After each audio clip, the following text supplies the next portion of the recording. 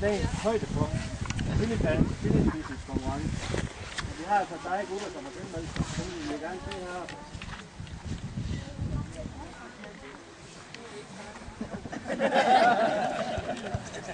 Det var hurtigt omstået.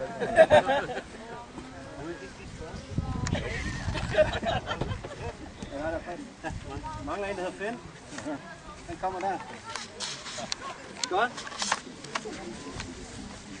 Jeg har taget en dommer med. Tror, den er retfærdig. Reglerne er, at der er 5 tidligere i konkurrencen. Starten fra, jeg har lige opgået lidt, jeg har set, hvor hård jeg er. Fra let stærk til meget stærk. For hver udleveret en liter mælk, til det I får. Chilien skal spises og blive indenbords. Vi får et flag, hvis I ikke kan snakke, så kan I hæve det og sige, så er vi ude. Sidder der mere end en tilbage, når de 5 er igennem, så har vi nogle ekstra stærke, som vi kan lov til at prøve kaffe. Så lad os gå til første her.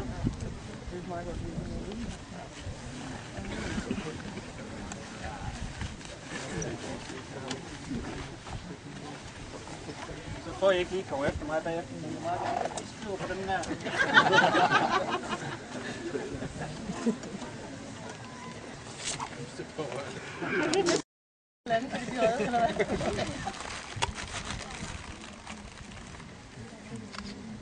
Jeps.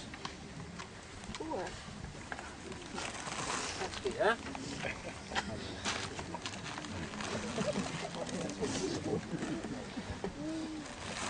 Vi starter i den flinke ende, en ganske almindelig jalapeno. Næsten. Det er en Biker Bill fra USA, der er lidt stærkere end den almindelige.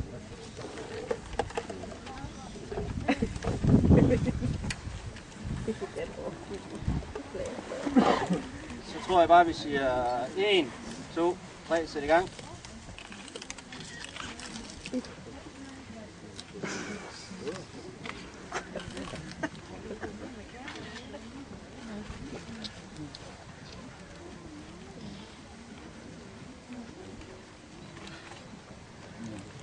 Altså, hvad ligger der på skalaen? Det ligger nede i omkring 4.000, 5.000. Snack. Ja, det er en snack til at varme op for.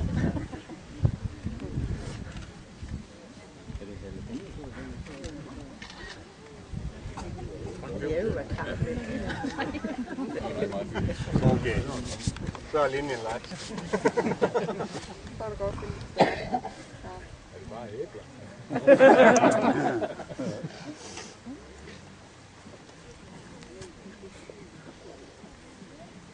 Nok ud. Det er også. Jeg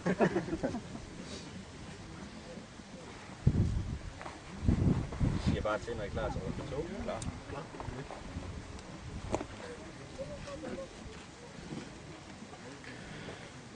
Nummer 2 er en lille rød sag, nej, Benito, som er lidt stærkere end den anden. En meget lækker frugtig sag.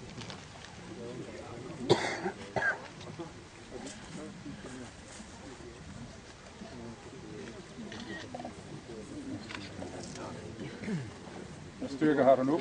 Ligger 10-15.000.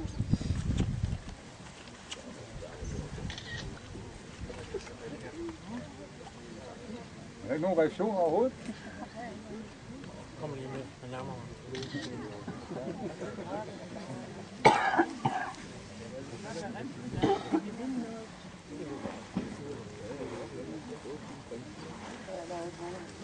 Så må I vurdere, at den er god eller dårlig.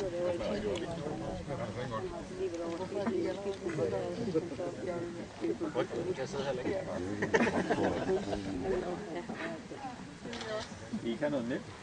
Nej, ikke nu. Det skal rationere.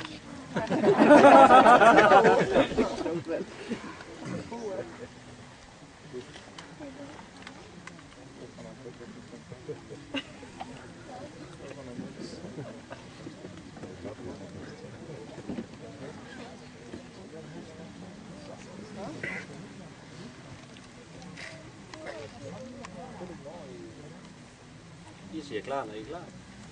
Ja, klar. Tredje sag. En lille lys en. En blondie. Ligger i 4-8.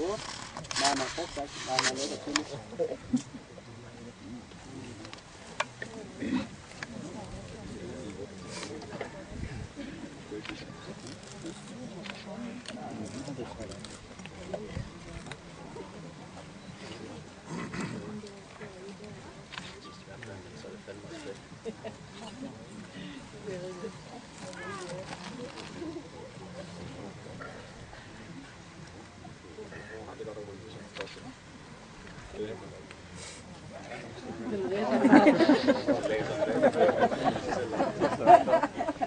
Jeg så bare knækkerne. Så der er noget mænd, så. Hvorfor er du ikke med?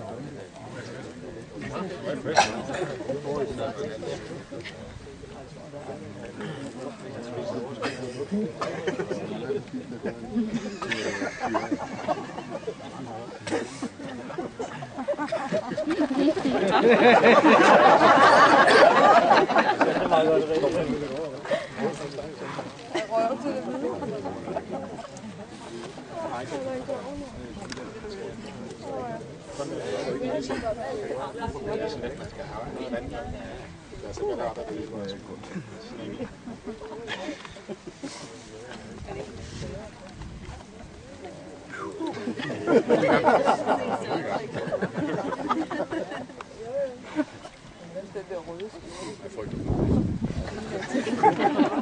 Vi venter bare på en klar melding. Ja.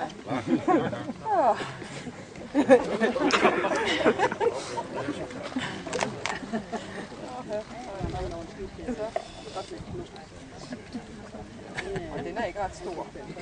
Så går vi i en lille habanero her. I styrke 10.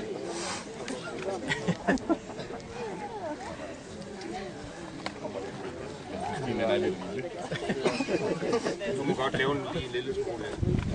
Nej, det er så langt. Det kræver lidt forberedelse. Ja, det tror jeg også.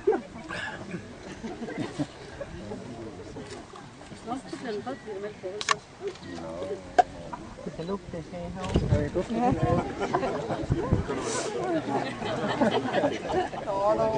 Det er ligesom at gå ud i vores gang. Så kom med. Sådan er den også. Er I det så?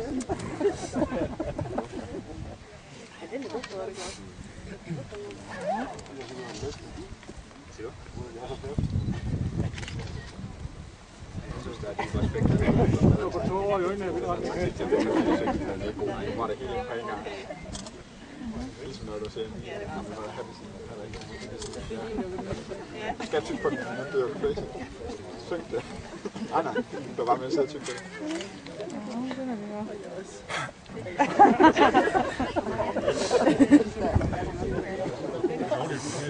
Jo, det er det i hvert fald. Det er allerede det her dyb respekt for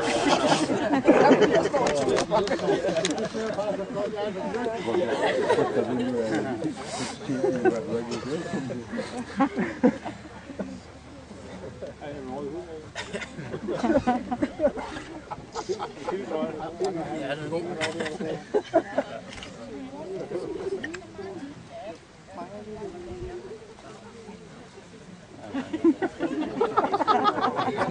Nej.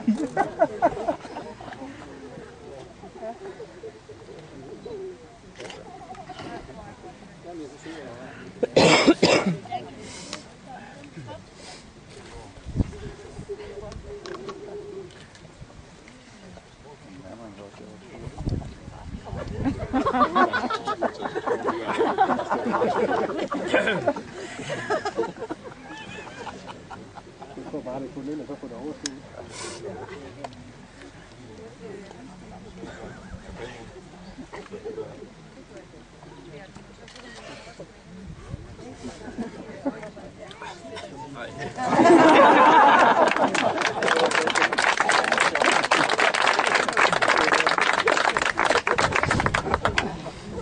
Stadigvæk ikke fået en klar melding på 2 andre. Klar.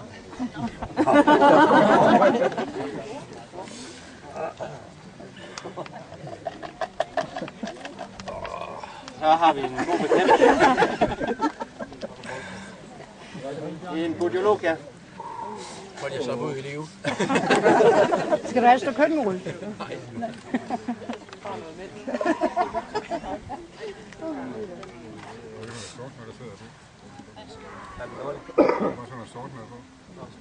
Kom så, Jesper. Det er lidt gift. Det er ikke sprøjt, eller noget. Nej, det er hvis der er noget, det er bare en lille på en gang. Ja. Tror jeg.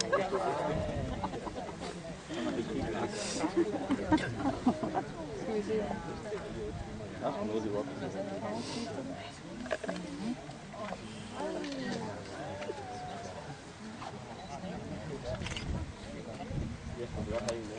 Yes. søstre kommer.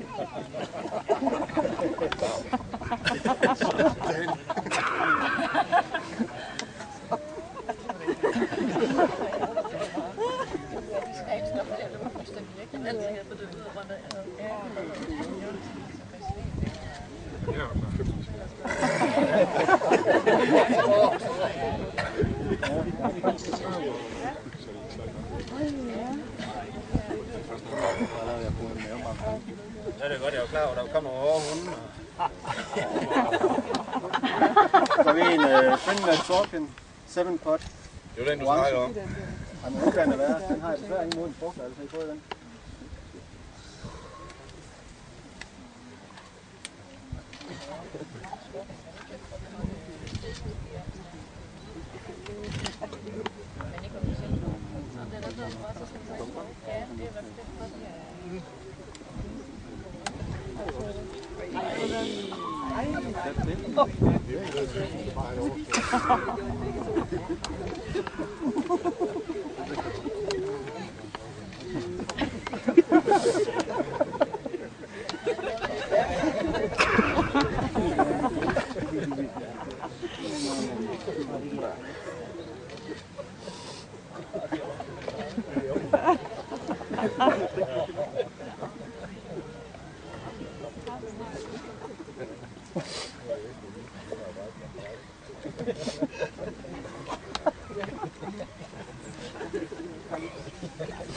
Hold da op.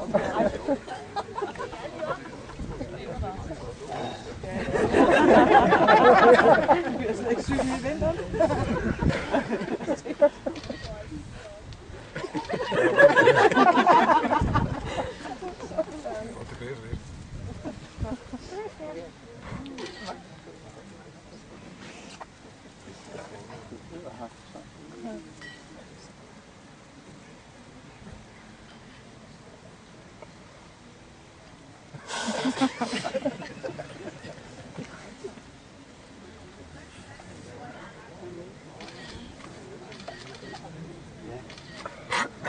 Klar.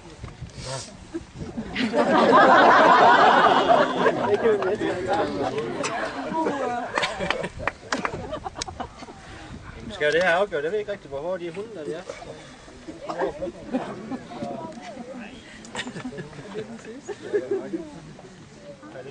Det er... Nu er vi nødt til at have det her afgjort.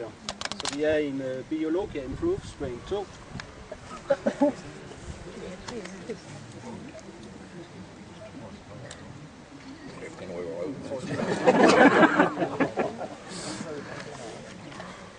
Og vi er simpelthen nødt til at sige her, at jamen, de skal spises, og de skal synges, og de skal være nede i et minut.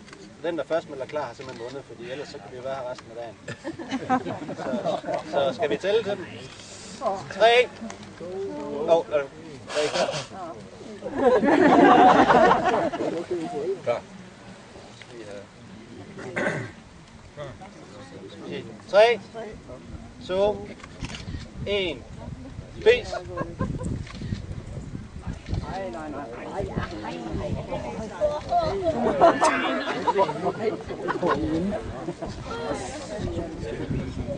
Det er deres bedste indvendig.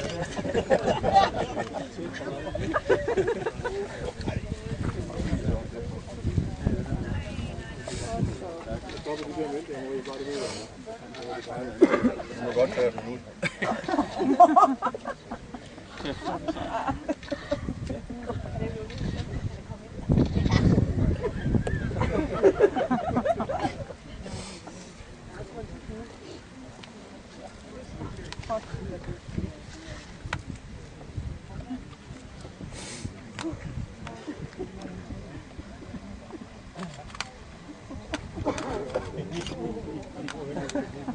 Der er gået halv minut.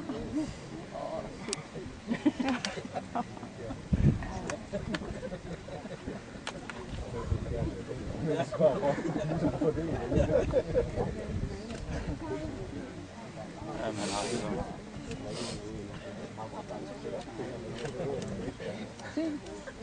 Ni. Okay. Yay! Godt gået. Vi har sådan nogle venner herovre.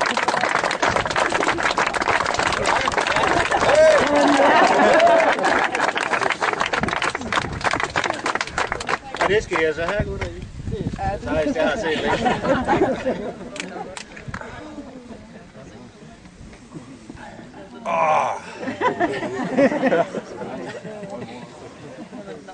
Jeg vil sige, at den skorpion var den værste. Er den orange? Ja. Det er det værste. Du nævner? Det kan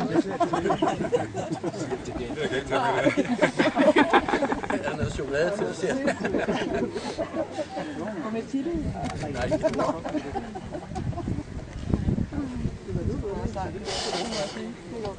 Skal du mere? Det er fandme flot gået.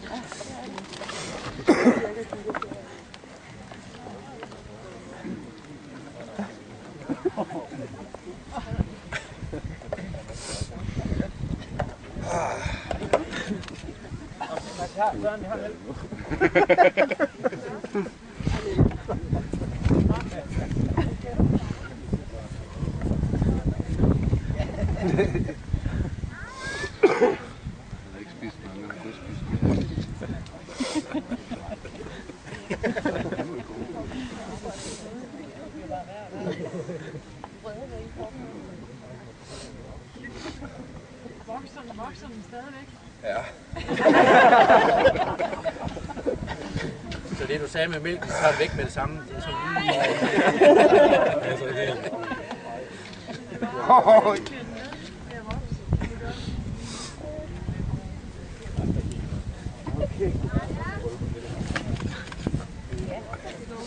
sidder bagerst i svælgen.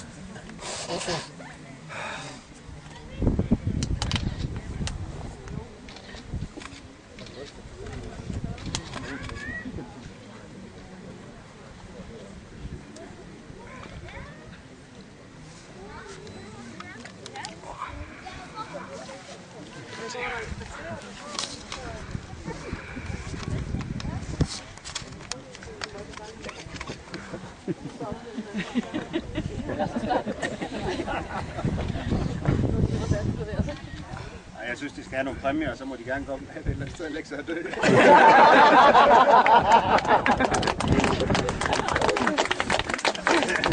De trøstede præmien til taberen var egentlig et tudehåndklæde. Men jeg synes simpelthen, det var så imponerende, så der er lige en goodie bag med præmien er sponsoreret af Landbobanken og af Henrik, der står og laver mad herovre. Og Henrik var den derovre. Og jeg har puttet noget i, så det er en køn blanding af lidt af hvert. Så ja. De er i hvert fald ærligt fortjent. Der er en taske til dig der. Og en stor taske til dig herovre.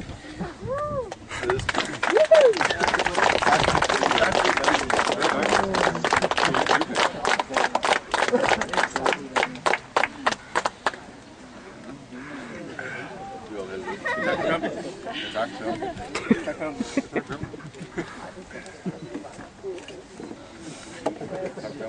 Det er vand. Jeg vil ikke se det. Okay, ja, det er...